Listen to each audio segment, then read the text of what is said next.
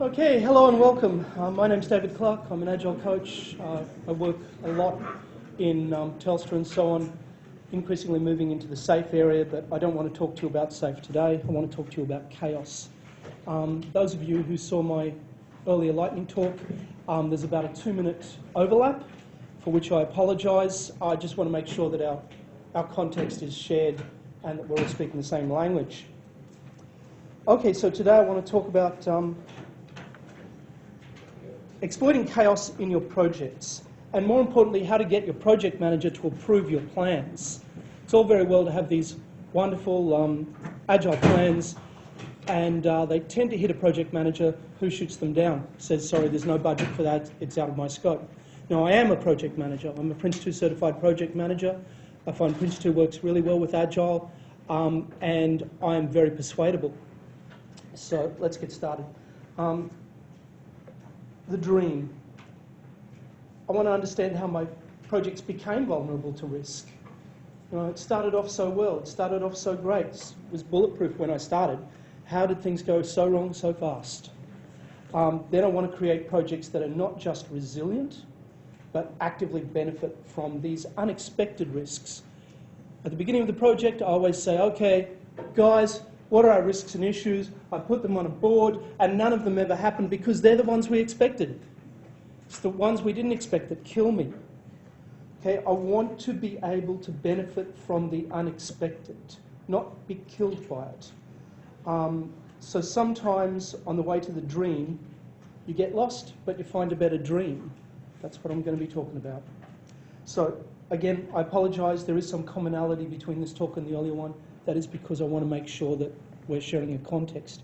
So I am a developer. I was a developer. I still develop at home. Not much, but I still develop a bit at home. And I love developing because everything is so linear. 1 + 1 will equal 2. If I have a certain input, I will get a certain output. There is a line between input and output. However, as soon as we move into the real world, that line is broken. So, non-linearity, it stops becoming predictable. Inside of the project world, I can never predict what my actions will cause. Sometimes I come in and I say, hi guys, how are we going? And everybody snarls at me. Sometimes everybody smiles at me. What did I do different? Nothing. Just a different day, different outcome. I mentioned earlier, as an example, pair programming. We put one developer with one developer. Do we get 2 developers worth of work at the end of the day? Almost never. Often we get 3. Sometimes if the developers argue, we get 0. Sometimes if the developers connive, we get negative results. And I mentioned an example where I saw a backdoor installed into a piece of software so that the developers could hack the production database later and get the credit card numbers. That's very much a negative infinity outcome from putting one programmer with one programmer. PMs so much want to make 1 + 1 = 2, but it doesn't have to. Sometimes 1 + 1 can equal 10, and that's what I want to talk about today. However, as I mentioned earlier, the mindset that works for a developer will not work for a PM. I've already covered that in an earlier talk. I don't want to talk about it too much. I want to move on to the theory behind dealing with non-linearity and ways of actually structuring your programs. But first, we need some definitions. Definitions are important. So I'm going to talk about what is a project. I'm going to talk about Nassim Taleb. Who's heard of Nassim Taleb? Black Swan theory? Yes, excellent. I'm going to talk about him. Yes, he doesn't write about software engineering, but so many people have found that what he does write about can be applied very broadly. I'm going to talk about variability, Black Swan variability, fragility, resilience, and Nassim Taleb's theories of anti-fragile. So first, this shouldn't be a surprise to most of you. A project is a complex adaptive system. Why? Because practically everything in real life is a complex adaptive system. Those of you who are familiar with Dave Snowden's work and Ken Evan, this will be very familiar to you. Systems thinking, very familiar to you. So what is a project? A project is an enterprise planned to achieve a particular goal. In the course of achieving this goal, the individuals learn and adapt to changing circumstances. In fact, those of you who were in this room at the last talk, Tony 5 Foot talked about that. How do you balance your team to ensure that they do learn and adapt? A complex adaptive system. A complex adaptive system is a system that has a number of components that interact and adapt or learn to support a goal. Often the goal is the success or survival of the system. An ecosystem is an excellent example of a complex adaptive system. It's ever-changing, but it has a dynamic balance. So you look at those two definitions. If we take out component and put in team member or team, the definitions are virtually identical. A complex adaptive system is characterised by elements that are sufficiently complex that conventional descriptions, such as differential equations, are not only impractical but cease to assist in understanding the system.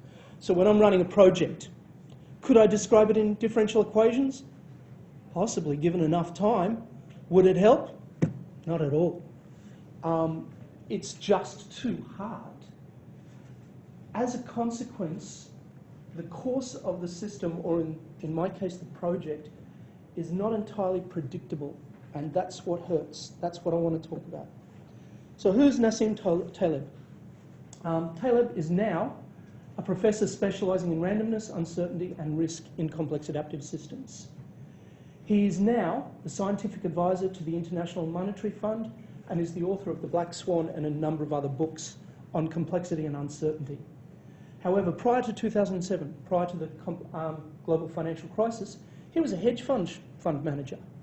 He's entirely interested in finances and financial systems. He criticised the financial industry's risk management, and he wrote his book, The Black Swan, warning that there would be a financial crisis. He published it in 2007, so it seemed quite precognitive. He also built a hedge fund that would benefit from the volatility and risk that he saw coming. Of course, his work was completely ignored. In fact, he was slammed. He was derided. People made fun of him after he published The Black Swan. And then, of course, it went into multiple publishings. Because when the GFC hit, his fund did really well. Other funds were going down 30%. His was skyrocketing. So he seemed quite precognitive. His work is quite interesting. He does only interest himself, or mainly interest himself, in financial systems, but people are finding that his work can be generalised quite well. What's variability? There's variability in everything. In the technical environments we work in the business environments we work in. Some of it's good, some of it's bad. What can be good and what can be bad depends on what we can reuse or what we can use. So the degree to which variability can be beneficial rather than detrimental depends on our own ability to recognise, adapt to, and exploit the variability. If you've built absolutely rock-solid change management systems, then you can't adapt to change. It's too damn hard. I actually had a developer come to me once and say, there's a bug in the requirements, but you know what? It is so hard to get a change through change management. What I have done is gone to the customer and told them so that during UAT they can find it and fold it back to us, because that's easier. You hear that from a developer and you think something's got to be wrong here. Okay, black swan variability is something that Taleb talked about. He says we inexplicably fail to plan for the unexpected, and yet most of what we study as history was unexpected to the people it happened to. So don't just plan for the known risks. At the beginning of your project, yeah, by all means, put all your known risks up on the board because they're not going to happen because you're going to deal with them. Be prepared for the unknown risks. And that's something you need to do during the course of your project, and it's what I'm going to be talking about in a few minutes. Definition of a black swan event, according to Taleb. It's unexpected because it is beyond the realm of experience of the observer. Actually, a lot of people said World War I was coming. A lot of people said World War II was coming. Taleb said the global financial crisis is coming. So those people who said it's completely unexpected, no, it was expected, just wasn't expected by them. The impact is extreme. After the event, narratives are constructed to explain it and make it predictable. Now, my father's a historian. He's an academic, and he laughed when he saw that because he said, I'm a historian, that's what I do. I make sense of it after the event. No one saw it before, and yet after the event, we can make it seem as if...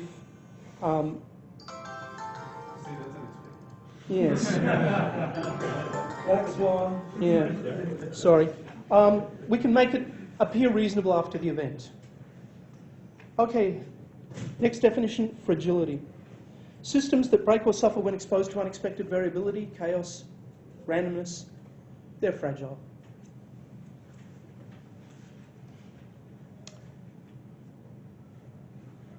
Fragile systems seek stability because they've got a lot to lose. More to gain from keeping things stable. Volatility, they've got nothing to gain from volatility. So, logically, if you see a system that's discouraging or avoiding change, it's probably fragile. That situation I spoke about earlier where the change management was so hard that the developer had to feed the problem to the customer, that's obviously a pretty fragile system. Definition of resilience. A resilient system can tolerate an environment that becomes volatile or disruptive, at least up to a point. No system can tolerate anything, but you can build pretty tough systems. They remain steady in both adversity and tranquility, but they tend to favour tranquility over more turbulent times because, frankly, it's just easier. Interestingly, Taylor looked at that and concluded that resilient is therefore not the opposite of fragile. If a fragile system suffers from variability, then an anti-fragile system should benefit from variability, not just tolerate it. Resilient systems can tolerate it, but don't necessarily benefit from it. So there must be a thing which Taylor called anti-fragility, which benefits from a turbulent environment. So an anti-fragile system would grow and be strengthened by variability and stress. Again, up to a point. Nothing is infinitely adaptable. So if someone's or something is anti-fragile, they can exploit the variability rather than just surviving it. Why? Because variability provides opportunities, but it only provides opportunities if you're set up to recognise them and exploit them. Therefore, an anti-fragile system can adapt to, exploit, or feed on chaos. And Taleb says, think of an anti-fragile system as being like a primordial god. It eats up chaos. So speaking of myths, I've got three icons there. One is a fragile system, one is a resilient system, and one is an anti-fragile system. I think it's fairly obvious which is which. Sort of Damocles, it's only a matter of time. Variability represents a constant lethal threat to a fragile system. When they work, they rock. They're fantastic. But as soon as the situation changes, they're in severe difficulties. They'll seek stability, they'll minimise variation. Mistakes are very rare in this sort of system, but when they happen, they're catastrophic. Resilient systems, on the other hand, are a bit like the phoenix. They can recover from turbulence with little or no impact. They deal with perturbations just fine, but they do prefer stability. Mistakes are rare but survivable. The organisation will recover from danger. The Hydra is your anti-fragile system. It grows new heads. So I chop off a head, it grows 2 or 10. Someone must know that. It embraces change. It seeks to benefit from positive variation. It makes mistakes all the time, but suffers little damage because the recovery pathways are frequently exercised.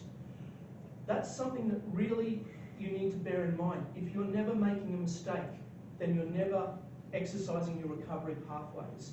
How many people have been in an environment where there was a disaster and you had to implement your disaster recovery plan? It happened to me at Nortel Networks. How many people would say that disaster recovery plan worked? Yeah. Oh, 1. 2 maybe. Yeah. Yeah, because they're not exercised frequently enough. The more often you exercise your disaster recovery pathways, the better they work. Mistakes are used to provide lessons and to fine-tune strategy. So what is a fragile system? They're often large and complicated. They're composed of tightly coupled dependency chains. So I must have requirements, I must have them in this form, in this way, and there is a series of events that need to occur before we can get anything done. Delivery of food to our supermarkets is a good example. Tightly coupled, if anything goes wrong with that pathway, we're hungry in 48 hours. There's no redundancies, there's no alternate paths. Why? Because redundancies and alternate paths are inefficient, they're waste. So I'm going to put on my lean hat now and say, hey, I agree with this. There should be no redundancies, there should be no alternate paths. As a lean proponent, I'm a strong supporter of this. And now as a proponent of TALAB, I'm saying, actually, I'm not so sure. So those of you who are into lean thinking, give it some thought. I'm still struggling with this. I often stand in front of groups and say, okay, what happens if this particular pathway is interrupted? What's the cost? And how much does it cost us to build in a buffer, build in a little bit of resilience? In a lean environment, this is not a popular question. I see Jason Yip up the back. So yeah. So the promise of Agile. To benefit from positive variability, we need to be flexible enough to recognise, adapt to, and exploit the opportunities to change. Large centralised planning blocks our ability to change. Agile is great. It creates decentralised, flexible planning, or at least it can. It can potentially, therefore, enable recognition of an opportunity and adapt the plan to exploit the opportunity. To do it, though, you need to create the environment. You can create an agile environment that doesn't have that ability. Chunking, iterations, reduce the size of the problem, and big size, big problem.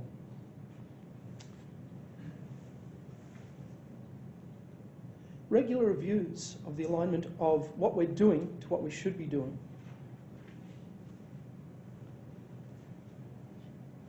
Allow us to exploit opportunities created by change. So when do we have regular reviews in Agile? Iteration planning, retrospectives. It also allows us to have to minimise negative change. But to do it, we need to understand our customers' goals, and those goals may change. That's the point of Agile. We need to understand our alignment with those goals, and again, that may change. Tony Fivefoot was here just 20 minutes ago talking about protecting the team, and his point was maybe it's not such a great idea to protect the team completely. Sometimes you need to let some outside influences in because this ensures alignment of the team with the outside world. I'll talk about that again in a second. And of course we need regular review of the situation and a discussion of the options and opportunities with regard to our goals. So we need to keep the vision in mind. Even if the vision changes, the vision is our boundary. Okay, how to be anti-fragile. Seek stress. Again, Tony said it just a few minutes ago. He needs to inoculate his team with a little bit of stress. He needs to not protect his team too much. A little bit of stress shapes the team in the right direction. Okay, so our bones need stress. People floating in space develop fragile bones. We don't want our developers to have fragile bones. We need to inoculate them with a little stress. No stress is as lethal as too much stress. So we need to seek stress, and we need to inoculate ourselves with stress, but not too much. You expose yourself to too much stress, you get stressed. Scale is important. A series of small steps is good. A 50-metre jump is going to hurt quite a lot. So make small mistakes consecutively. These are learning opportunities. So how to be anti-fragile? I'm going to quote almost directly from Taleb now. A plan is like a highway without exits. Now that could practically be part of the Agile Manifesto. It could be an extra line. A rigid plan associated with predicted outcomes encourages risk-taking born from a false sense of certainty about outcome. Again, straight quote from Taleb. Could be part of our Agile Manifesto. He says, choose instead to be a tinkerer. Experiments should guide decision-making and planning. A path guided by experimentation rather than rigid plan allows you to benefit from variation rather than being harmed by it. And that is the key. And that should be quite familiar. Again, those of you who are familiar with Cynefin, those of you who are familiar with various forms of system thinking and complexity theory, experimentation to guide the way should be very familiar. It's interesting, Taleb's come up with this, looking at it from a different direction. So in our context, Taleb has said experiment. What's an experiment? Okay, experiments obviously live in multiple different levels. One level is at the code level. You have developers come to you and say, David, I actually think that there might be an opportunity to save a lot of time if we do this. Great, I just heard a proposal for an experiment. I apologise. I'm using this for a timer, so I can't turn it off. Yeah, great. So we get our experiments from the developers, but they can come at many different levels. Starting to run out of time, so I'm going to throw it open to the audience for a second. Who's ever run an experiment that wasn't a code experiment? Organisational experiments? Yes? Okay, Eric, want to enlarge on it? Various experiments, central consulting groups, different ways to engage, message and methods, all sorts of things. And the interesting thing is, often you learn something from that experiment that wasn't the intended outcome of the experiment. I've had developers come to me and say, I tried this, and yeah, it'll probably work, but you know what? Also, we discovered this, and this is cool, and this rocks. Okay, so trial and error. I'm willing to try it. Sometimes the experiment fails, I don't care. In our situation, trial and error is a misnomer. It's more likely that it's going to be trial and non-success. An error is going to crash a plane. We don't crash planes, not in our situation. We lose a couple of weeks of project time because some developer went off and tried something and it didn't work. That taught us something. So this kind of error that we normally make, it's got a very small downside in terms of cost, and it's got a huge upside. These sort of experiments are bargain basement innovation. The more uncertainty there is in your environment, the more you can capture upside variation through trial and error. So don't be afraid of volatile environments. It just means there's more opportunities for trial and error, more opportunities for experiments.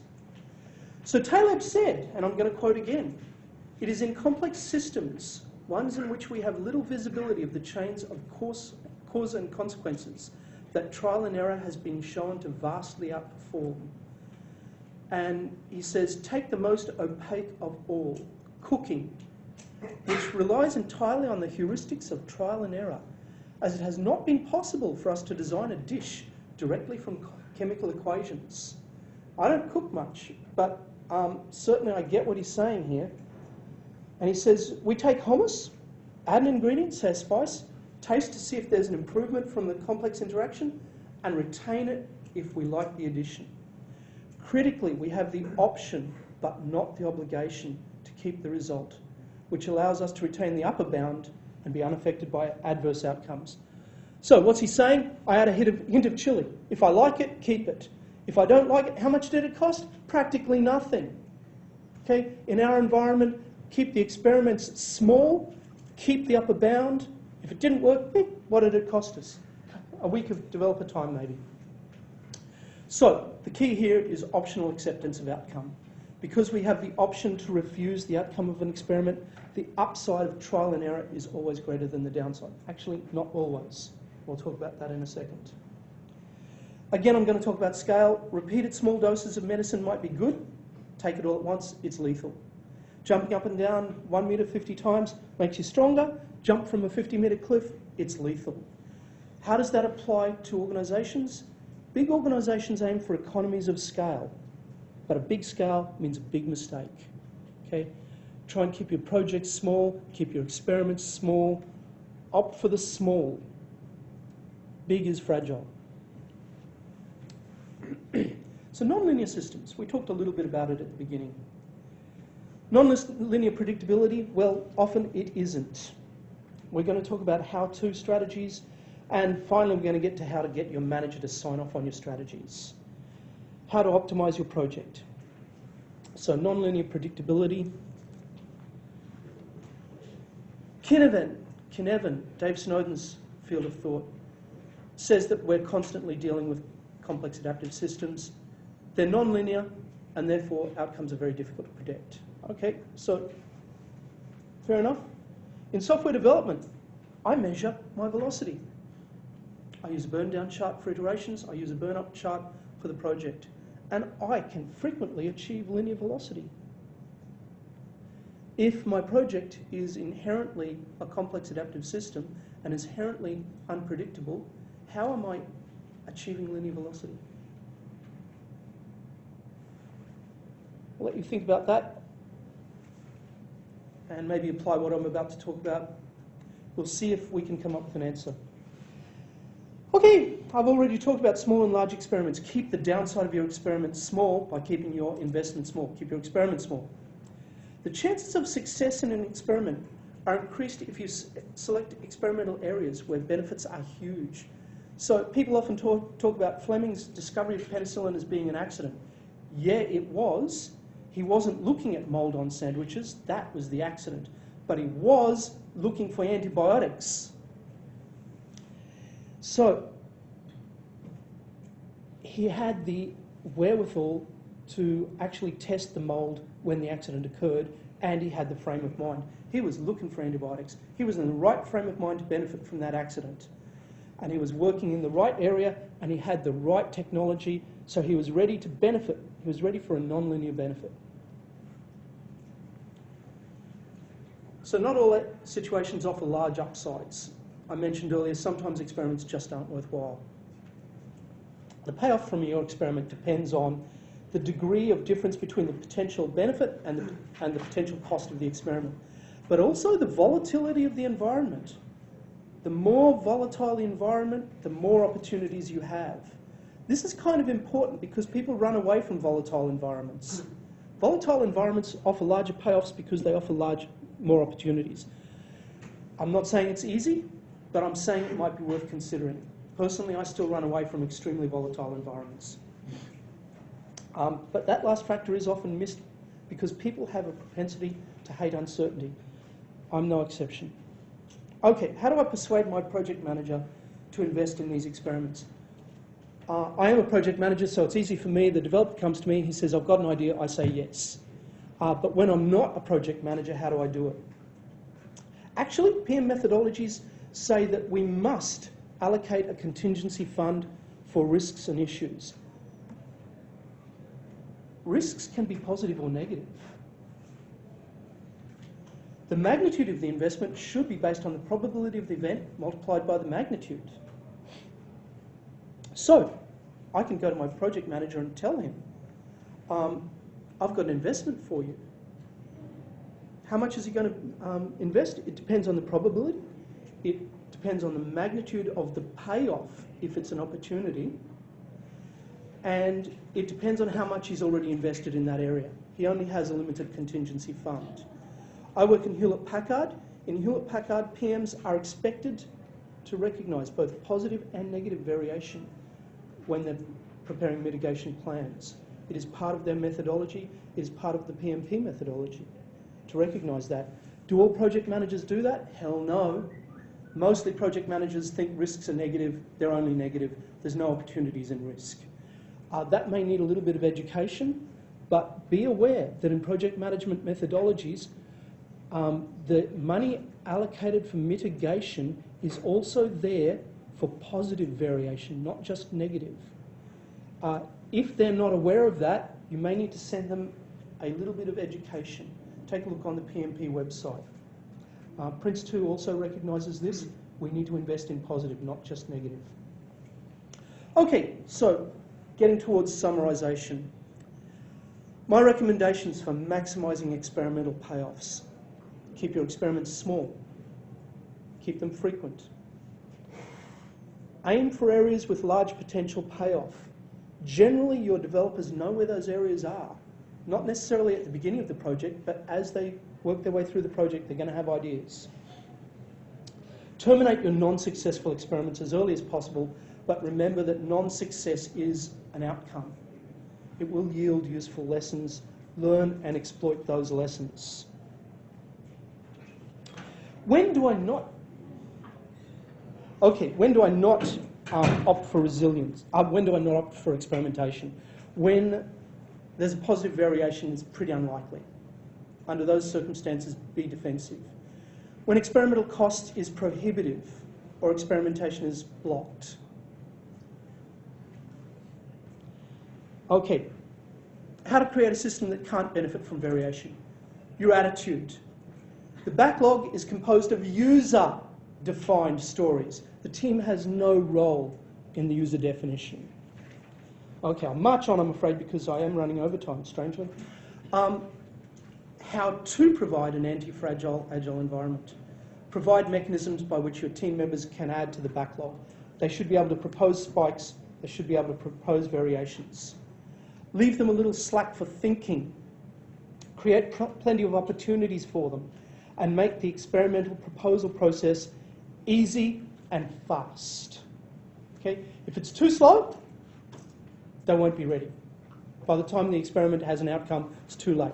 If it's too hard, they won't propose small experiments, they'll propose large experiments. I'm going to have to wrap up there, I'm afraid. For some reason, I have gone over time. Very briefly, any questions? One question.